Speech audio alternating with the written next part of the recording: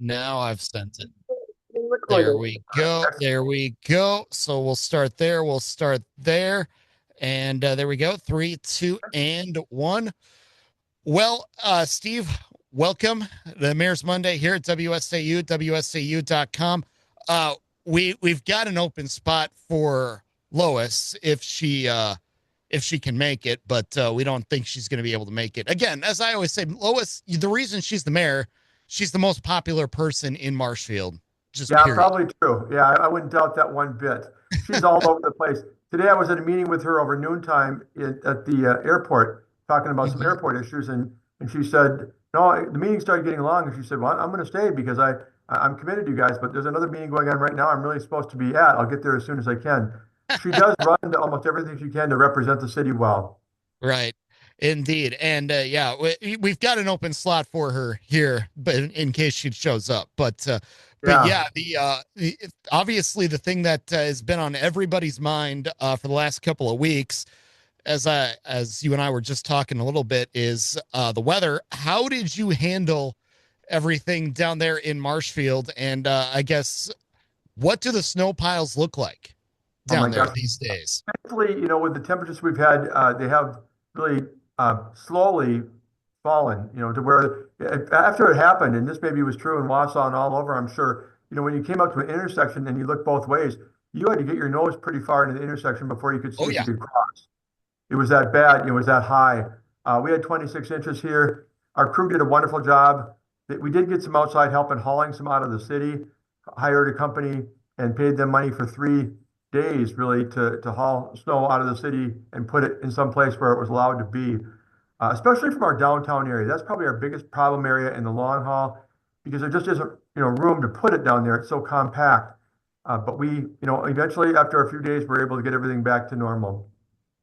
Yeah, and that's kind of the way it was up here too. I know we have some crew members that worked about 12 days in a row, 12, 13 days, going 2 weeks without a whole lot of time off. And that obviously was exhausting, but it was, exhausting for us property owners as well, because it seemed like we were just dealing with snow and drifts for a couple of days. So everybody was kind of in the same boat in that regard.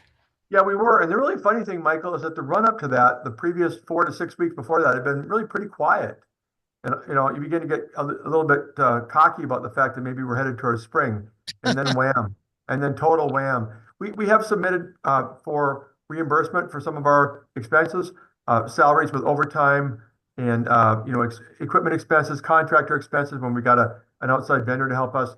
I'm told that some of that will probably be eligible for reimbursement under the state emergency program.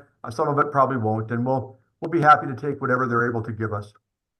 So, what did as far as salaries and things like that go? How were you looking for street maintenance before and then after the storm? Because as you said, yeah, got a little cocky, thought maybe, hey, we're out of this now, but boom, just like that, the switch flipped. Well, I'm not looking at it right now, but my remembrance is that our request was somewhere in the neighborhood of $250,000. And, a lot of that was salaries, was overtime, and a lot of it was related to contractors and equipment. But we put in, our crews put in very long hours through the night, many of those days in that week.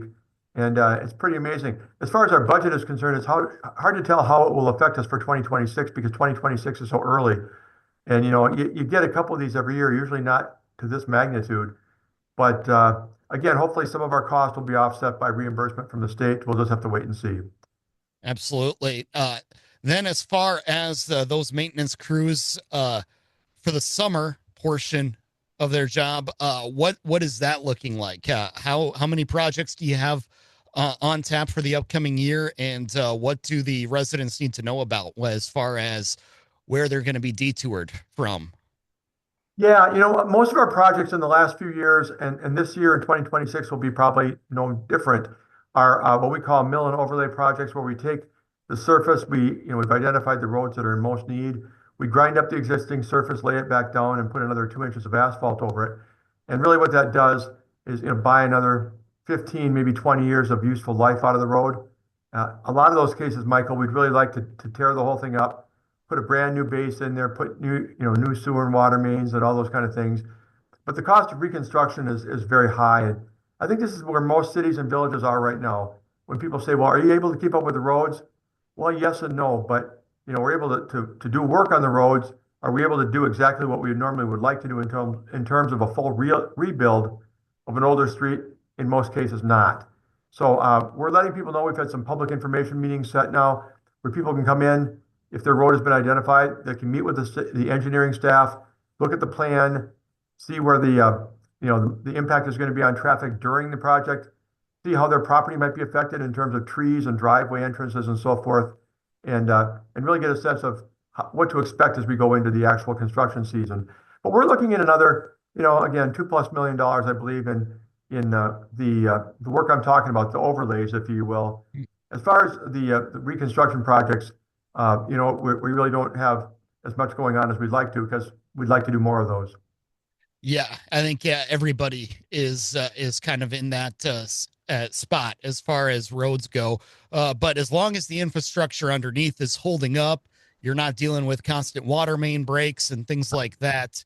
The mill and overlay is, a good way to really give you a new good surface to drive on. It really is. And we may have talked about this before when we've had these programs, these interviews, Michael, but the one of our mayor, our only female mayor prior to Lois was Marilyn Hardiker back in I think the late 70s and early 80s.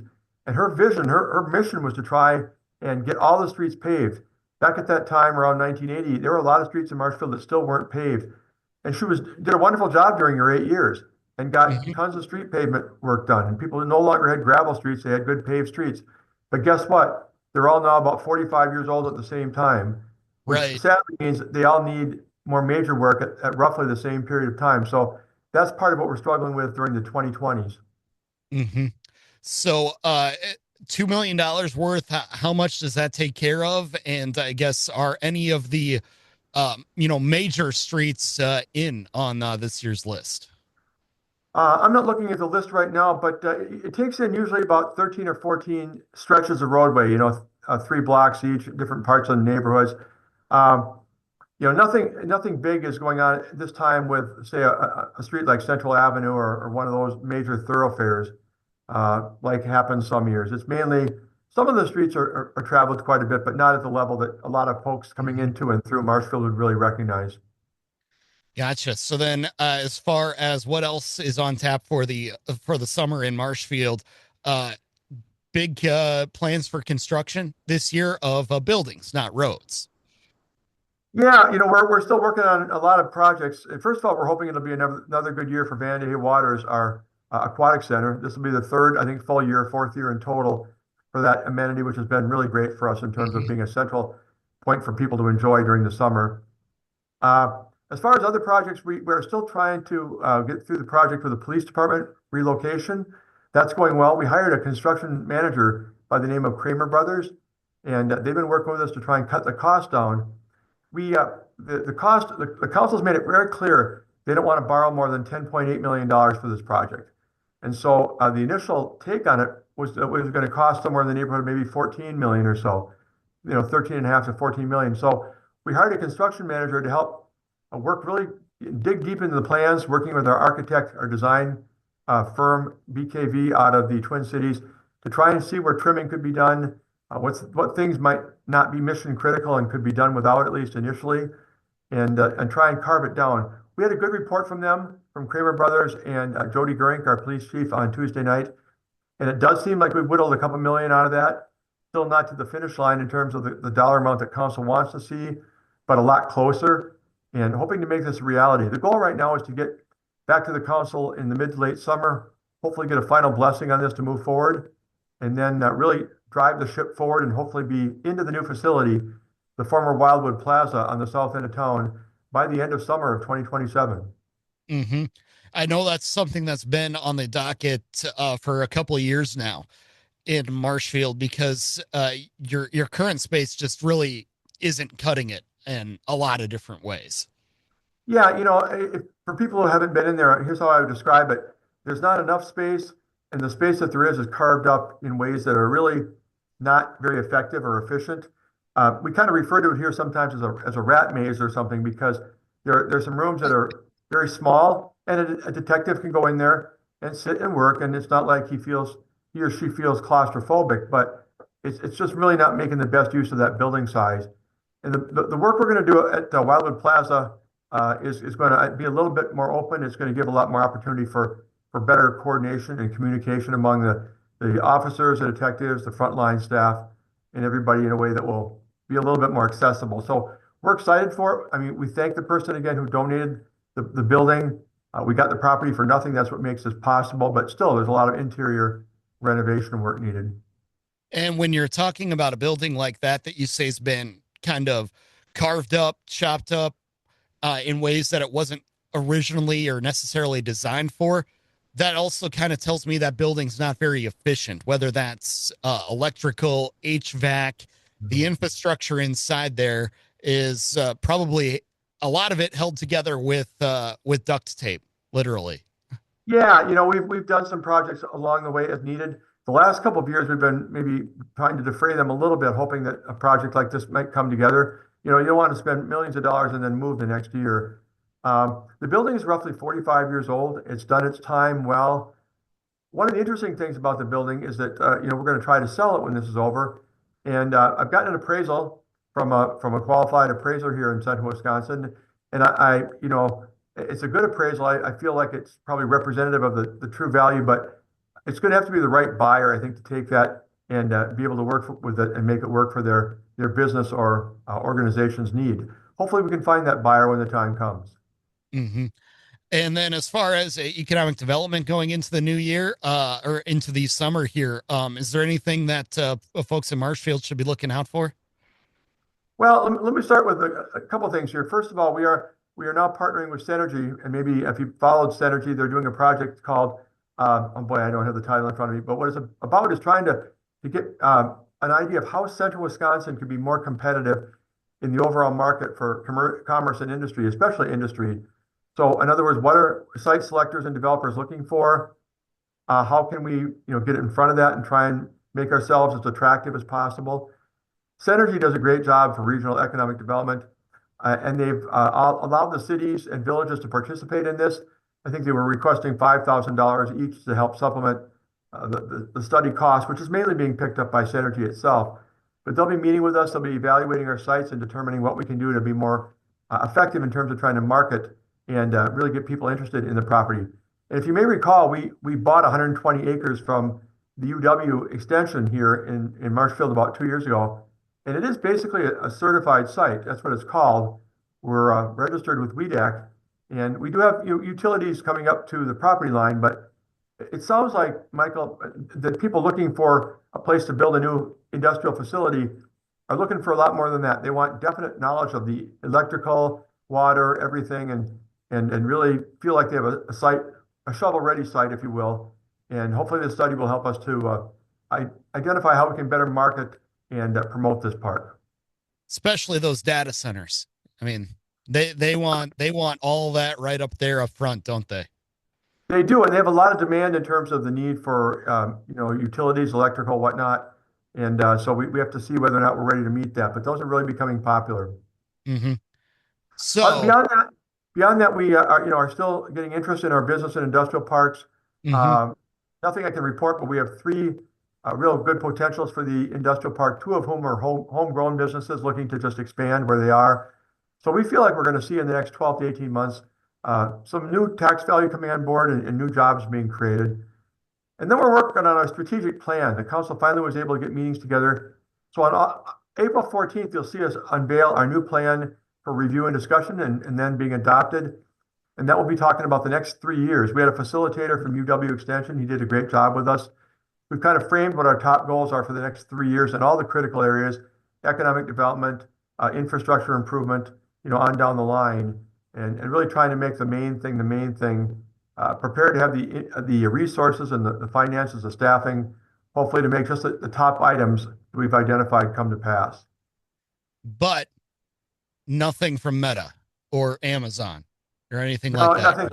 nothing at this point. No, nothing at this point. Sure. The other I'd like to mention is we're still trying to work on the Weinbrenner redevelopment. I know you and I have talked about that in Hmm. the past. Their new 70,000 square foot facility is going great guns. They're in the middle right now of moving everything over from the old place to the new place. They expect to be done within the next 60 days or so. Hmm. But we're trying to find someone to do a project with the city to redevelop the old building on Third Street downtown.